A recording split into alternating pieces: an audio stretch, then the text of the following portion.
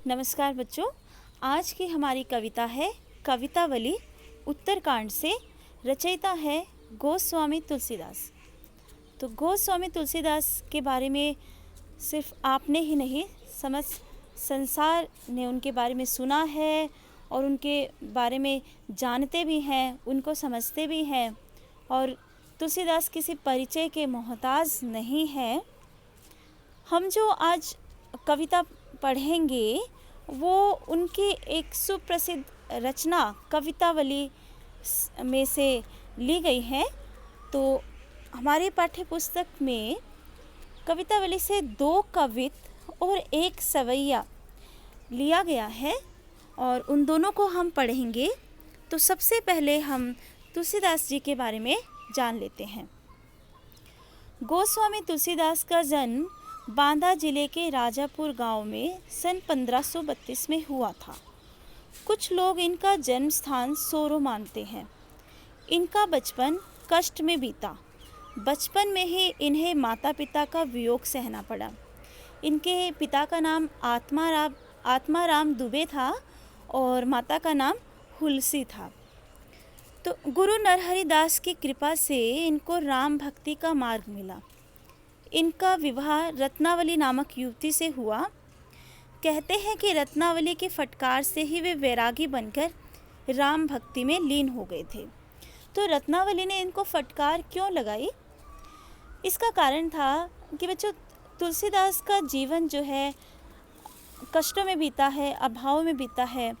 उन्हें जीवन में कभी किसी का प्रेम नहीं प्राप्त हुआ और जब रत्नावली से इनका विवाह हुआ तो ये संपूर्ण प्रेम जो है उस पर न्यौछावर कर देना चाहते थे। इसलिए हर पल रत्नावली के साथ ही उनका बीतता था। तो एक बार रत्नावली उनकी इसी बात से परेशान होकर अपने मायके चली जाती है और तुलसीदास उसके पीछे पीछे चले जाते हैं।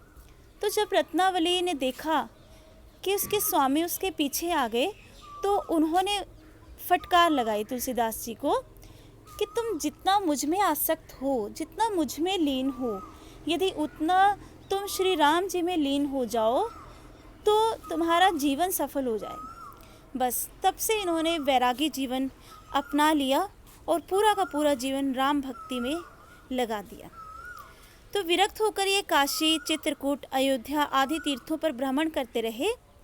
इनका निधन काशी में सन 1623 में हुआ। रचनाएं। गोस्वामी तुलसीदास की रचनाएं निम्नलिखित हैं: रामचरितमानस, कवितावली, रामलला नहचू, गीतावली, दोहावली, विनय पत्रिका, रामाज्ञा प्रश्न, कृष्ण गीतावली, पार्वती मंगल, जानकी मंगल, हनुमान बाहु, वैराग्य संदीपनी। इनमें से रामचरितमानस एक महाकाव्य है और कवितावली में राम कथा कवित्व व सवैया छंदों में रचित है। विनय पत्रिका में स्तुति के गेय पद हैं जिनको हम गा सकते हैं। तो कवि की भावभूमि क्या है उसके बारे में हम जान लेते हैं। कविता को पढ़ने से पहले, उसका रसास्वादन करने से पहले, गोस्वामी तुलसीदास जी हिंदी साहित्य के भक्ति काल की सगुण धारा के राम भक्त कवि हैं। उन्होंने राम को आराध्य और नायक मानकर उनके जीवन चरित्र को प्रमुख रूप से अपनी रचनाओं का आधार बनाया था। पर वे मात्र भक्त कवि ही न थे, अपने इष्ट राम में ही रमे रहते और शेष जगत को भूल जाते।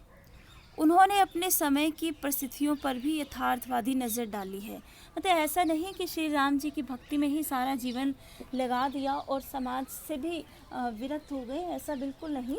तो तुलसीदास जी के जो हम यहाँ कविता पढ़ेंगे उनको पढ़ने के बाद हम ये जान पाएंगे कि तुलसीदास को अपने समय के समाज का भी यथार्थ ज्ञान था कि समाज में हो क्या रहा था।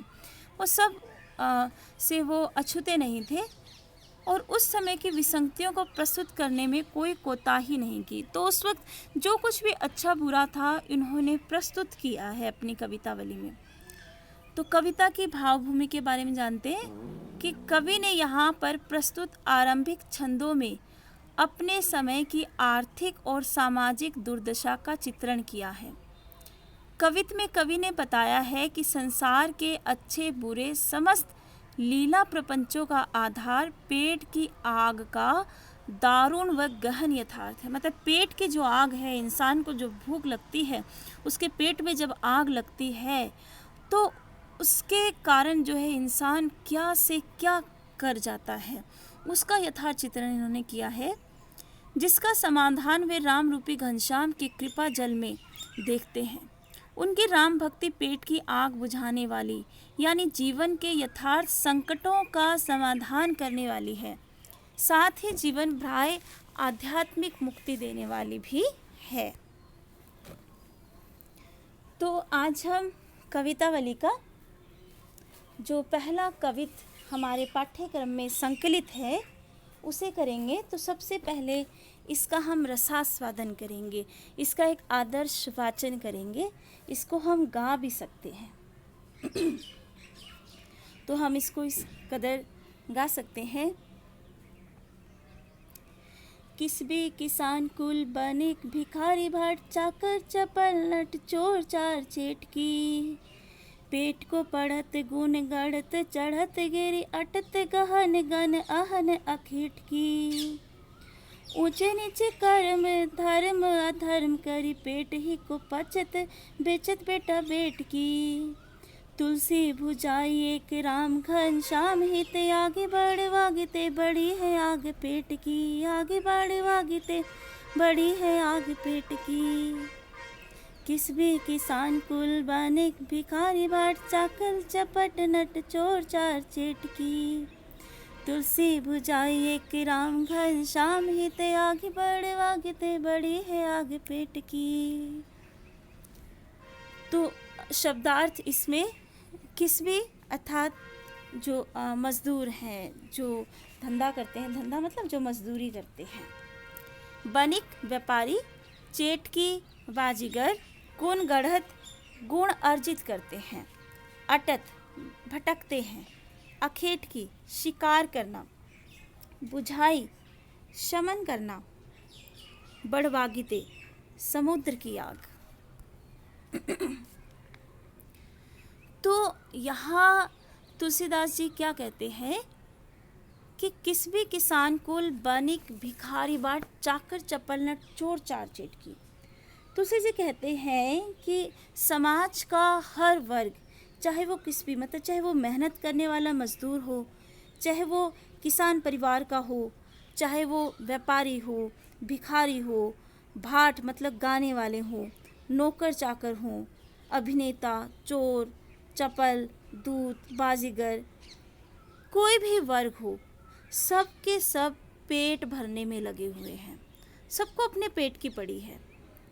पेट को पढ़त, यहाँ तक कि जो विद्या ग्रहण कर रहे हैं, जो पढ़ाई करते हैं, उसका कारण भी यही है, पेट भरने के लिए। विद्या का अर्जन भी पेट भरने के लिए हो रहा है। गुण गढ़त चढ़त गिरी, गुण गढ़त मतलब पेट की आग को शांत करने के लिए कोई जो है विभिन्न कलाएं सीख रहा है, विभिन्न गुण अर्जित कर रहा है, विभिन्न विद्याएं सीख रहा है। चढ़त गिरी, कोई पर्वतों पर अपनी रोजी रोटी खोज रहा है, मतलब उनको खतरनाक पर्वतों पर चढ़ने में भी डर नहीं लगता। पेट की आग को शांत करने के लिए वो इन खतरों से भी खेल जाते हैं। अटत गहन गन आहन अखेट की, और कोई दिन भर शिकार की चाह में घने जंगलों में मारा मारा फिर रहा है। अब घने जंगल कितने खतरनाक होते हैं, कोई भी जंगली पशु वहाँ पर हो सकता है, लेकिन कोई फिक्र नहीं है। ये जो पेट की आग है वो व्यक्ति से ये भी करवा लेती है। ऊंचे नीचे कर्म धर्म अधर्म करी, मतलब लोग पेट भरने के लिए ऊंचा और नीचा कर्म करते हैं, धर्म और अधर्म की परवाह नहीं करते, किसी भी रास्ते पर जाने के लिए तैयार है।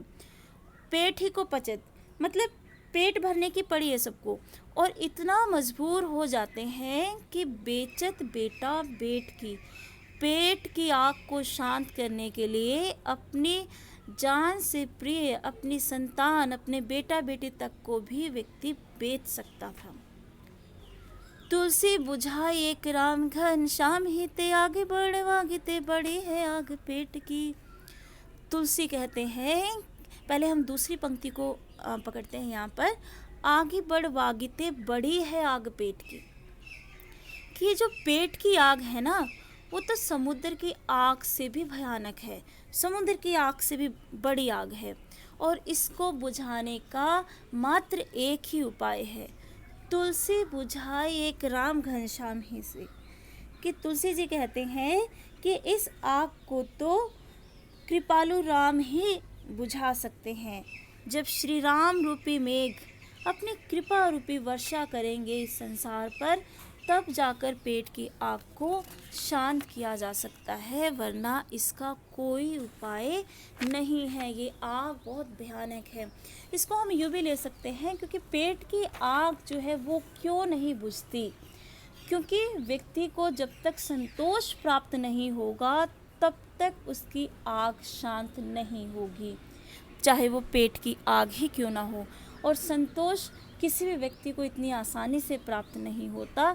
जब ईश्वर की कृपा होती है तभी व्यक्ति को संतोष रूपी धन प्राप्त होता है, और जब तक संतोष नहीं होगा तब तक पेट की आग को शांत नहीं कर सकते। इसलिए ईश्वरीय कृपा होनी बहुत ज़रूरी है। तो हम यूँ लिख सकते हैं, तुलसीदास जी कहते हैं कि दुनिया में आकर मनुष्य को अपना पेट भरने यानी आजीविका चलाने के लिए अनेक तरह के काम करने पड़ते हैं। उसे व्यापार, खेती, धंधा, भिक्षा, भटैती, नौकरी, नाच, चोरी, दूत कार्य और बाजीगरी जैसे काम भी करने पड़ते हैं। पेट की खातिर ही कोई पढ़ता है, कोई गुण सीखता है, कोई पहाड़ चढ़ता है, तो कोई घने जंगलों में शिकार पाने की लालसा में भटकता रहता है। इतना ही नहीं, जो यह सब नहीं कर पाता वह भले बुरे काम भी करता है। धर्म अधर्म दोनों में कोई भेद नहीं करता, यहाँ तक कि अपने बच्चों को भी बेच डालता है। कवि कहते हैं कि पेट की आग समुद्र में लगने वाली आग से भी बड़ी आग होती है। इसे तो राम रूपी बादल ही अपनी कृपा रूपी वर्षा से शांत कर सकते हैं। तो अब हम शिल्प सौंदर्य पर नज़र डालते हैं। तो इसमें कवित छंद है, तत्सम शब्दों का अधिक प्रयोग है, ब्रज भाषा का लालित्य है। तुलसीदास ने बहुत सी भाषाओं में लिखी है अपनी रचनाएं, और अवधी और ब्रज के साथ साथ संस्कृत के भी वो प्रकांड पंडित रहे हैं। तो यहाँ पे ब्रज भाषा है, लेकिन साथ में तत्सम शब्दों का भी बहुत अधिक प्रयोग किया गया है। राम घनश्याम में रूपक अलंकार तथा आगे बढ़ वागिते बड़ी है आग पेट की में अतिशोक्ति और व्यतिरेक अलंकार है। निम्नलिखित में अनुप्रास अलंकार की छटा है, किसबी, किसान कुल, भिखारी, भाट, चाकर चपल, चोर चार चेटकी, गुण गढ़त, गहन गन, अहन अखेट की, बेचत बेटा बेट की। अनुप्रास मतलब जहाँ एक वर्ण की आवृत्ति होती है। अभिधा शब्द शक्ति का प्रयोग किया गया है। तो अब जान लेते हैं कि आपने कितना समझा, कितना अर्थ ग्रहण किया। तो चलिए मूल्यांकन करते हैं इसका। पहला प्रश्न है, पेट भरने के लिए लोग क्या क्या अनैतिक कार्य करते हैं? तो क्या क्या कार्य करते हैं, आप सोचिए इसके बारे में। कवि ने समाज के किन किन लोगों का वर्णन किया है, उनकी क्या परेशानी है। कवि के अनुसार पेट की आग कौन बुझा सकता है और यह आग कैसी है। उन कर्मों का उल्लेख कीजिए जिन्हें लोग पेट की आग बुझाने के लिए करते हैं। तो आप लोगों ने अपने उत्तर जो हैं वो लगा लिए होंगे। तो आप इस यहाँ से आप ये जांच सकते हैं कि आपका उत्तर कितना सही है, कितना गलत है। यहाँ पर उत्तर संकेत मैंने यहाँ दिए हैं आपको। तो धन्यवाद बच्चों।